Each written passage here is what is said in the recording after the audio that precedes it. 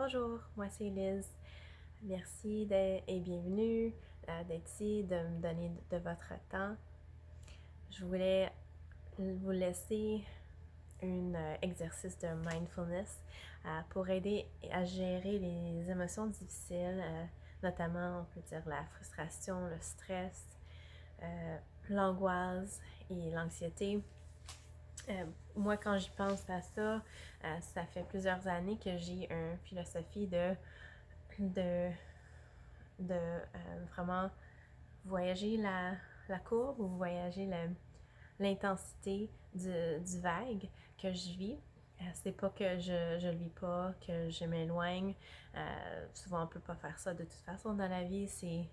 C'est des choses hors de notre contrôle.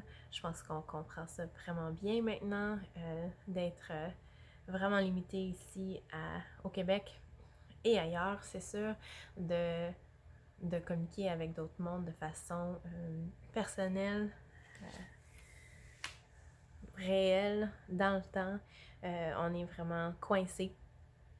On a peut-être des vécus quotidiens totalement différents présentement de ce qu'on avait l'habitude de faire.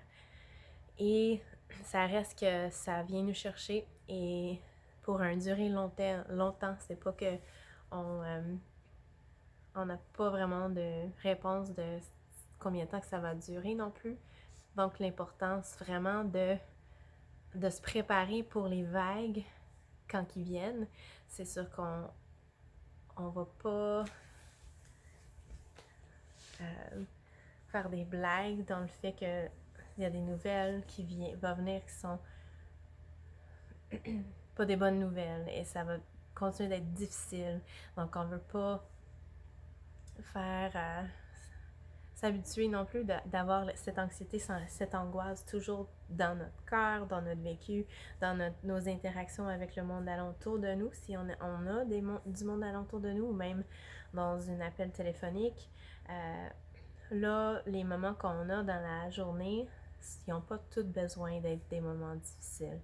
C'est un peu ça le message j'aimerais passer, c'est que on peut prendre soin de nous-mêmes et prendre la responsabilité de nous-mêmes, de aussi vivre des moments de joie, des moments tranquilles. Et quand les vagues viennent, on va être mieux préparé aussi de les vivre et après les faire descendre. Et les voir descendre. Et savoir que ça va pas toujours être si intense. Donc, mettons le colère, ça peut venir, frustration, ça peut venir, mais ça peut aussi se diminuer. Si on le vit, si on prend un moment pour rester avec et par après le laisser le mieux qu'on peut. Et de avoir et vivre des moments de joie, d'humour et les vivre de façon très intense, je pense, dans ces moments difficiles. Donc, il faut en remplir de notre vie. Au côté de mindfulness, l'idée c'est, il y a deux choses, c'est de trouver quelque chose qui nous, comme nous mette à pied, mettre nos pieds à terre, nous garde en place. En anglais, on dit c'est an anchor. Et ça nous aide de revenir dans le moment qui est maintenant. Donc, pas reviser qu'est-ce qui est dans le passé ou essayer de voir trop dans le futur ou même dans le futur de demain ou dans quelques heures. C'est de revenir à maintenant.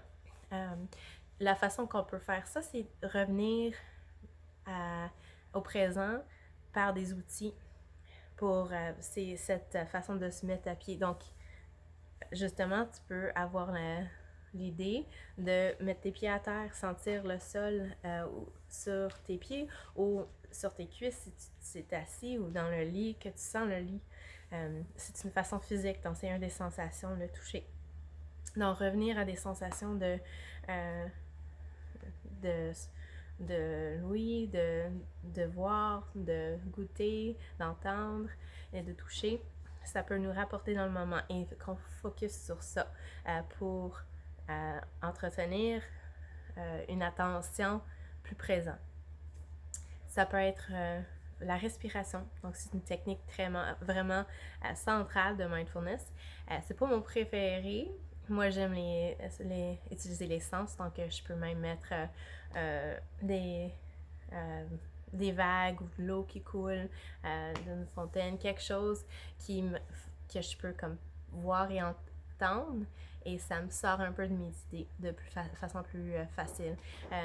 C'est sûr que tu peux faire des marches aussi, même dans la maison, et juste penser à tes pieds à terre. Le souffle, c'est ça qu'on va pratiquer. Et aussi vivre tension dans notre corps, puis le lâcher. Ça va être avec l'idée des vagues. C'est vraiment quelque chose qui est avec toi toujours. Ton souffle est toujours avec toi.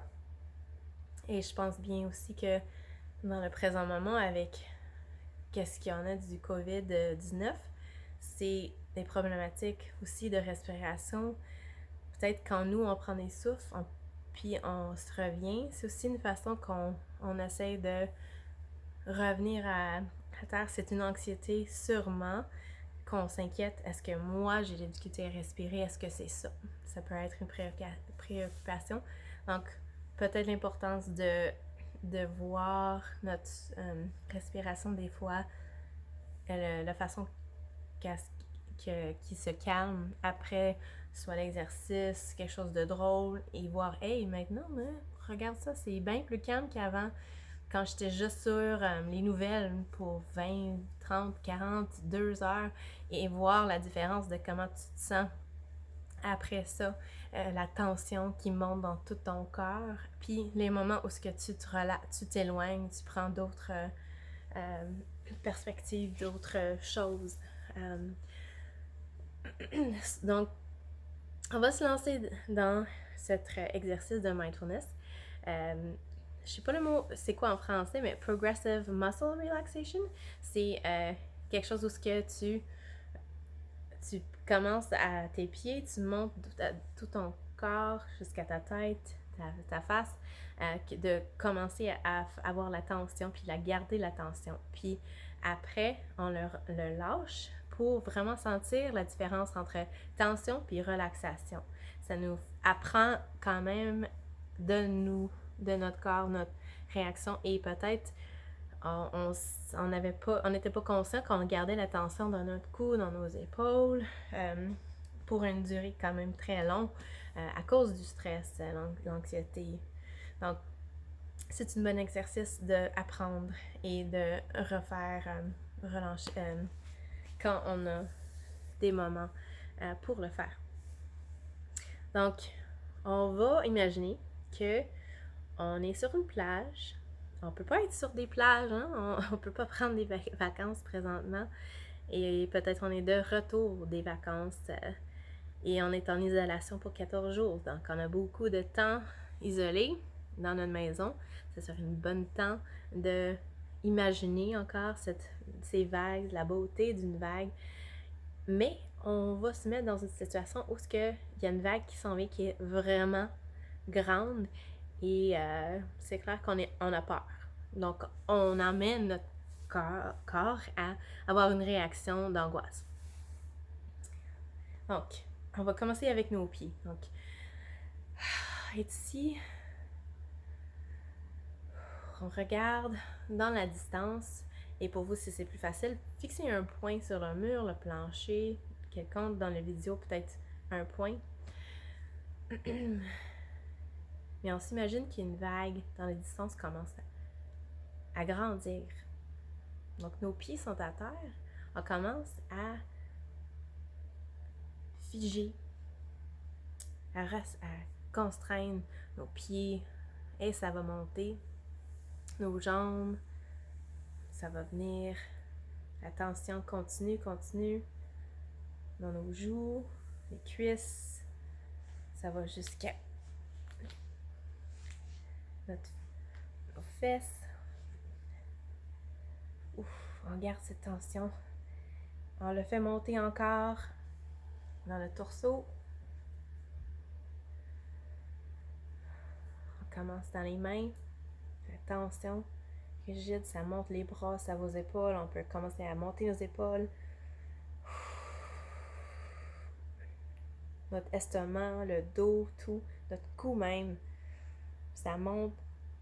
Elle va commencer à faire la tension aussi sur notre face, nos joues, même notre nez.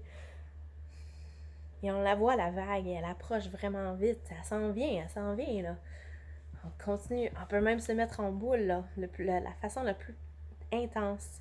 La tension plus élevée qu'on peut avoir dans notre corps. Et la vague, elle s'en vient. Elle va venir, là. Quand elle nous frappe, il faut lâcher tout et faire un grand souffle. On va le faire ensemble, OK? La vague vient en 2, 3, 1.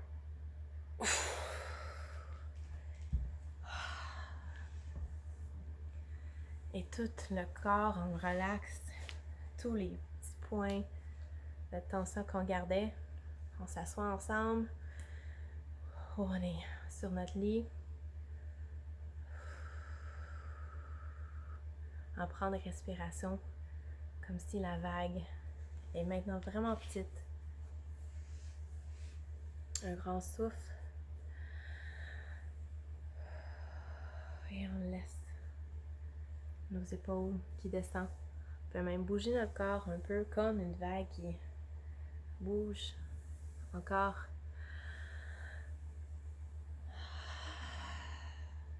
Faire attention encore de relaxer tous les points dans notre corps, qu'on gardait beaucoup de tension il y a juste quelques minutes.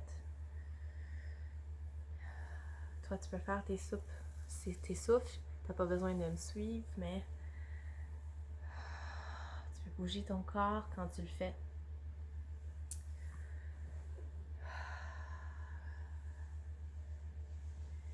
Et on va se laisser là. C'est sur la plage. La vague est partie. Il y a juste des petits qui sont là. Donc on va en profiter de voir la vague n'est pas là. Le sable, l'espace. C'est les oiseaux qu'on n'observait pas pendant la vague, mais on les regarde maintenant. On regarde les petits qui jouent avec le sable alentour de nous. On se met dans un moment de présent, ici. On l'a survécu cette vague. On est capable.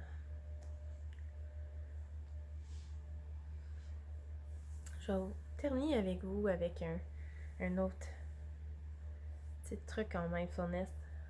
Ça se dit comme le loving kindness meditation.